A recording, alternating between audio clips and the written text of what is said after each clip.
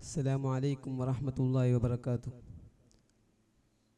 ബിസ്മില്ലാ വൽഹംദുലില്ലാ വസ്സലാത്തു വസ്സലാമു അലാ അഷ്റഫി റസൂലില്ലാ വഅലാ ആലിഹി വസഹ്ബിഹി അജ്മഈൻ അമ്മാ ബഅദ്.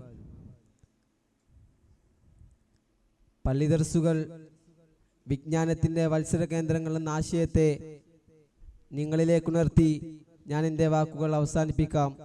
നാഥൻ തൗഫീഖ് നൽകുമാറാകട്ടെ.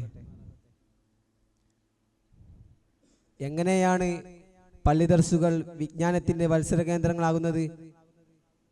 നബി സല്ലല്ലാഹു അലൈഹി വസല്ലം തങ്ങൾ തുടക്കം കുറിച്ചതും പണ്ഡിത സൂരികകൾ വെളിച്ചം പകർന്നതുമായ അനുഗ്രഹീത വിജ്ഞാനത്തിൻ്റെ പ്രഭവ കേന്ദ്രമായി ജ്വലിച്ചു നിൽക്കുന്ന പൈതൃക ഗോപുരങ്ങളാണ് പള്ളി ദർസുകൾ.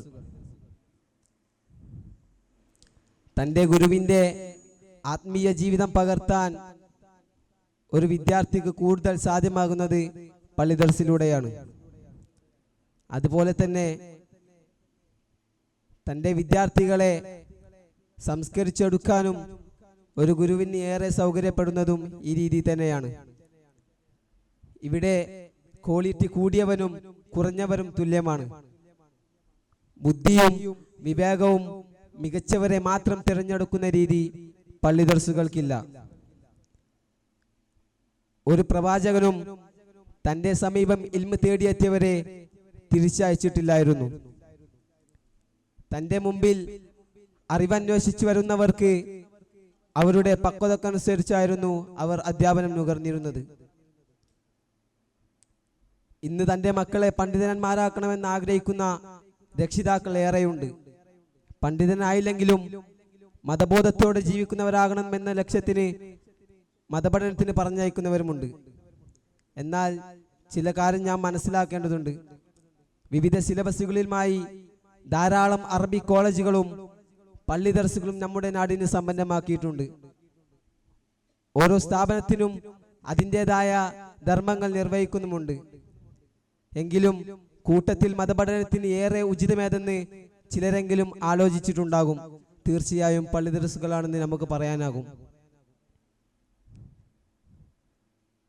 കാരണം പള്ളി ദർസുകൾ നമുക്ക് നേടിത്തന്ന ആത്മീയ ചൈതന്യം എത്രത്തോളമാണെന്ന് നമുക്ക് കണ്ടെത്താൻ സാധിക്കും.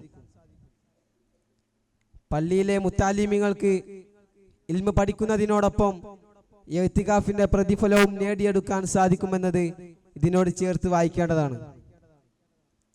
നബി സല്ലല്ലാഹു അലൈഹി വസല്ലം തങ്ങൾ പറഞ്ഞില്ലേ, നമ്മുടെ പള്ളിയിൽ ആരെങ്കിലും ഇൽമ് പഠിക്കാനോ പഠിപ്പിക്കാനോ വന്നാൽ അവൻ അള്ളാഹുവിന്റെ മാർഗത്തിൽ യുദ്ധം ചെയ്യുന്നവനെ പോലെയാണെന്ന്.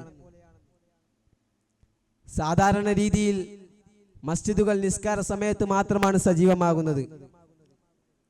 മറ്റു സമയങ്ങളിൽ പള്ളികളുടെ കവാടങ്ങൾ അടച്ചിടേണ്ടി വരുമ്പോൾ ദർസ് സമ്പ്രദായമെന്ന അറിവിന്റെ ഉറവിടങ്ങൾ പള്ളിയോട് ചേർത്ത് വെക്കുന്നത് വഴി കേവലം ആരാധന കേന്ദ്രം മാത്രമല്ല, മറിച്ച് ആ പ്രദേശം മുഴുവനും വിജ്ഞാനത്തിന്റെ വെളിച്ചം പരന്നു പന്തലിക്കുമെന്നത് വാസ്തവമാണ്.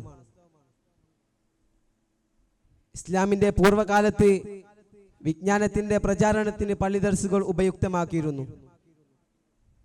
കൂടാതെ ഇന്ന് ലോകത്ത് പടർന്നു പന്തലിച്ച വൈജ്ഞാനിക ഗവേഷണ മേഖലകൾ ഏതുമാകട്ടെ, അതിൻ്റെ എല്ലാ വേരുകൾ ചെന്ന് അവസാനിക്കുന്നത് പള്ളി ദർസുകളിലാണ്. ചരിത്ര പ്രസിദ്ധമായ ബഗ്ദാദിലെ ബൈത്തുൽ ഹിക്മ പള്ളി ദർസുമായി ചേർത്തെഴുതുന്ന ഒരു ചരിത്രമായി നിലകൊള്ളുന്നു. ഇവിടെ ഗ്രീക്ക് റോമൻ ഗ്രന്ഥങ്ങൾ അനുവദിച്ച് ധാരാളം പഠനങ്ങൾ നടന്നു. ഫിസിക്കൽ സയൻസ്, സിസ്റ്റമാറ്റിക് മെഡിസിൻ തുടങ്ങി ഇന്നും ലോകം ആശ്രയിക്കുന്ന പഠനങ്ങൾ അതിൽ നിന്നും പിറവികൊണ്ടു. പ്രിയരെ, വൈജ്ഞാനിക ലോകത്ത് പള്ളി ദർസുകൾ നമുക്ക് നേടിത്തന്നത് ചെറിയ സംഭാവനയൊന്നുമല്ല എന്ന് ഓർമ്മപ്പെടുത്തിക്കൊണ്ട് ഞാൻ എൻ്റെ വാക്കുകൾ അവസാനിപ്പിക്കുന്നു. വാഖിർ ദഅ്വാനാ അൽഹംദുലില്ലാഹി റബ്ബിൽ ആലമീൻ. അസ്സലാമു അലൈക്കും വറഹ്മത്തുള്ളാഹി വബറകാതുഹു.